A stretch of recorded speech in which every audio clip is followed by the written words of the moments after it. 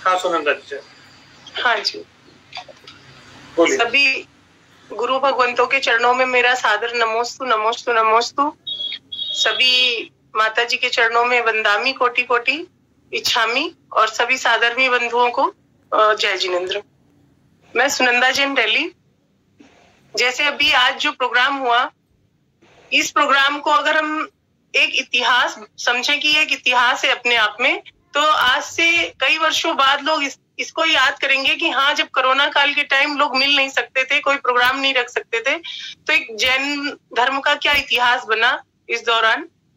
अभी पद्मावती माता जी के विषय में जो पंचामृत अभिषेक, स्त्री अभिषेक, इन चीजों के बारे में इतनी बातें उठ रही हैं, ये आज की नहीं है तो बहुत पहले से।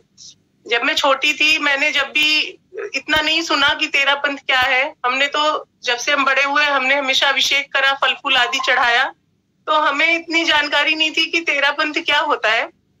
अभी इस दौरान इधर 13, 14, 15 सालों के अंदर जिस तरह से ये बढ़ा है, पनपा है, तीर्थों की तोड़फोड़ हुई है, देवी देवताओं की प्रतिमाओं को हटाया गया है, वो सुन के इतना मन आहत हुआ।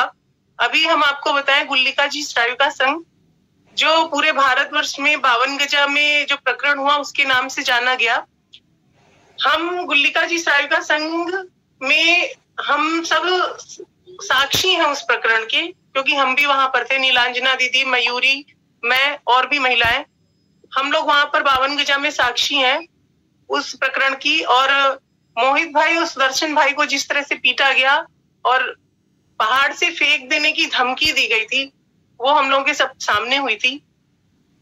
लेकिन हम लोग बस वही बात है कि महिलाएं होने के वजह से थोड़ा चुप रह गए। आज यहाँ पर इतने गुरुओं के सामने और इतने साधर्मी भाइयों के सामने जब हम देख रहे हैं कि हाँ, आज हमारे लोगों के साथ में सब खड़े हुए हैं, गुरुओं का आशीर्वाद है, तो मैं सभी गुरुओं से करबद्ध प्रार्थना करती हूँ कि गुरुदेव हमें इतनी शक्ति दीजिए कि जैसे गुल्लिका माँ ने गोमटेश्वर में अभिषेक करके जैन धर्म की पताका को जीवंत कर दिया, युगों युगों तक उसको आगे तक युगों युगों तक याद रखा जाएगा, वैसे हम लोग पूरे भारतवर्ष में जहां भी अभिषेक होते थे, सभी जगह जा जाकर अभिषेक करें और अपने हक के लिए, अपने अधिकारों के लिए, शांति सागर महाराज जी की परंपरा के लिए, उस परंपरा की रक्षा के लिए अगर हमें प्राण भी देने पड़े तो हम दें और उस परंपरा का निर्वाह कर सकें जो आचार्य भगवान ने उस समय पर, जब कोई साधु परंपरा जीवित नहीं थी, तब वो परंपरा चलाई।